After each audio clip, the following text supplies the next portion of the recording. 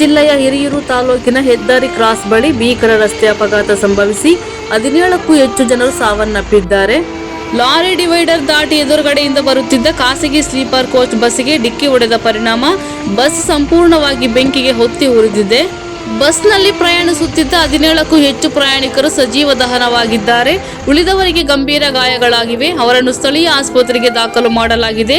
ಸಾವಿನ ಸಂಖ್ಯೆ ಇನ್ನಷ್ಟು ಹೆಚ್ಚಾಗುವ ಸಾಧ್ಯತೆ ಇದೆ ಎಂದು ತಿಳಿದು ಬಂದಿದೆ. ಘಟನಾ ಸ್ಥಳಕ್ಕೆ ಪೊಲೀಸ್ ವರಿಷ್ಠಾಧಿಕಾರಿಗಳಾದ ರಂಜಿತ್ ರವರು ಭೇಟಿ ನೀಡಿ ಪರಿಶೀಲನೆ ನಡೆಸಿದ್ದಾರೆ. ಹಿರಿಯೂರು ಗ್ರಾಮಾಂತರ ಠಾಣೆಯಲ್ಲಿ ದೂರು ದಾಖಲಾಗಿದೆ. ಡಿಕ್ಕಿ ಹೊಡೆದ ರಭಸಕ್ಕೆ ಸ್ಲೀಪರ್ ಕೋಚ್ ಬಸ್ ರಸ್ತೆ ಮಧ್ಯೆ ದಗದಗನೆ ಹೊತ್ತಿ ಉರಿದಿದೆ. ಈ ಅಪಘಾತಕ್ಕೆ ಲಾರಿ ಚಾಲಕನ ನಿರ್ಲಕ್ಷ್ಯವೇ ಕಾರಣ ಎನ್ನಲಾಗುತ್ತಿದೆ. ವರದಿ ಮಾರುತಿ, MS ಮೀಡಿಯಾ.